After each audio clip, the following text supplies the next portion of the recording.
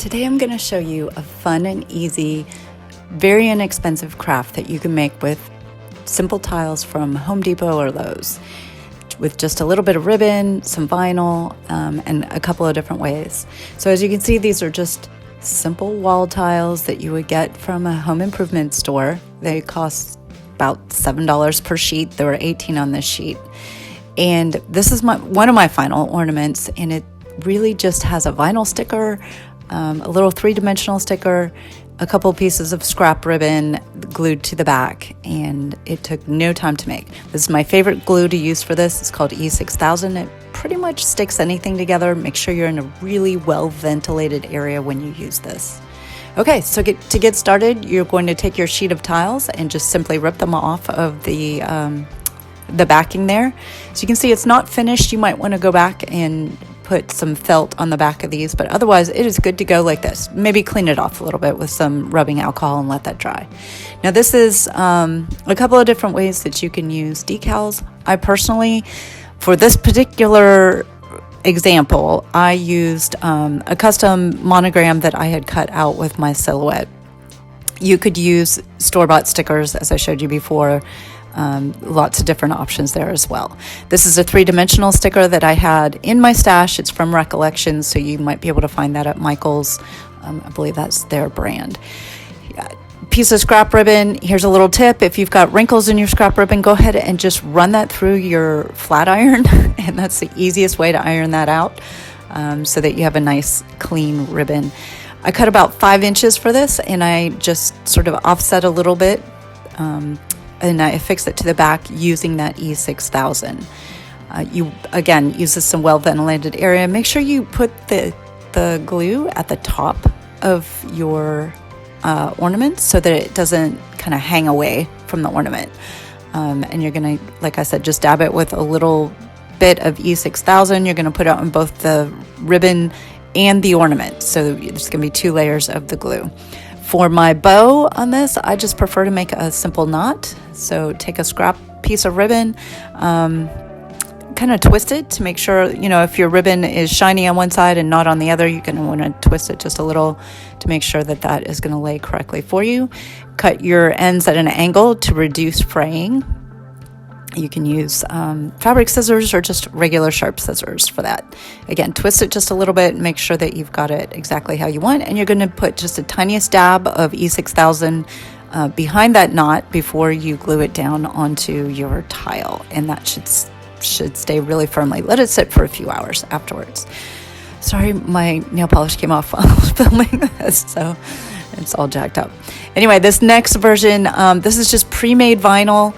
You don't need a special cutting machine for this. I cut out a piece of vinyl that's slightly larger than my ornament, and make sure that you're cutting it where you want the pattern. So for this one, it's a repeating pattern, but I actually cut this one twice just to make sure that I got the rose right where I wanted it to on this particular piece, so that when I put it down onto my ornament, I would feature that rose prominently on it.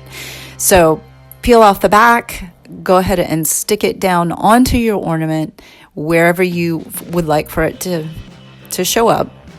You probably can position it if you need to, maybe once or twice before it's going to stick down there. Then I took an X-Acto knife and I just simply traced around the ornament on the back side after I flipped it over, right? So flip it over, trace around it on the back side. I'm using a self-healing cutting mat right here. Make sure that you're using a cutting board or some type of cutting mat underneath it whenever you use an X-Acto knife. Otherwise, you're going to have a lot of deep scratches in your surface. Okay, so then just gently start to kind of peel away the vinyl from your ornament. You just kind of gently do that. Don't stretch it too much. Just make sure if it's not cut all the way through, go back and cut through again. Then simply smooth over your edges so that they'll tuck in to the sides. And that is really just about it. Then we're going to go back and do the same ribbon technique that we did with the original lantern tile ornament that I just showed you. So this is a new package of ribbon. Again, I use about 5 inches of it for the loop on top, and I do that so that it's big enough that I could I could fit the Christmas tree branch through it, or I could just use an ornament hanger as well, and it wouldn't be too long. So again, I double it over, and I'm going to use my E6000 to attach that ribbon to the back of it.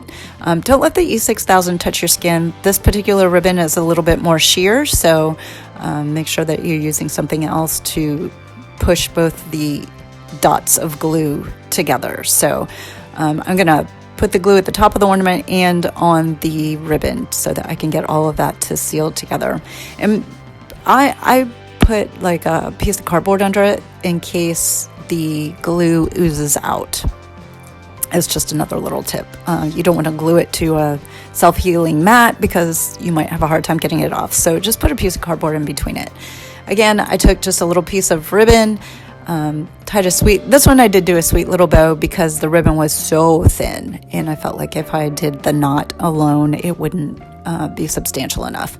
So that's how that one's going to look once it's done. You could also add maybe a chipboard glitter letter if you wanted to finish it off. I personally decided that I liked it just plain. Okay, so here's another one.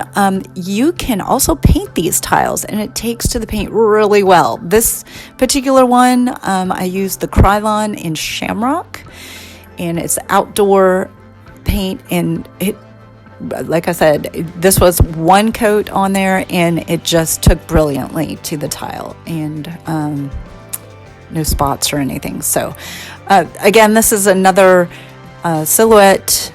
Now, I use a silhouette, so this was a custom vinyl decal that I created. Again, we did the same thing with the ribbon and kind of just finished it off. So as you can see, my little Grinch face is complete.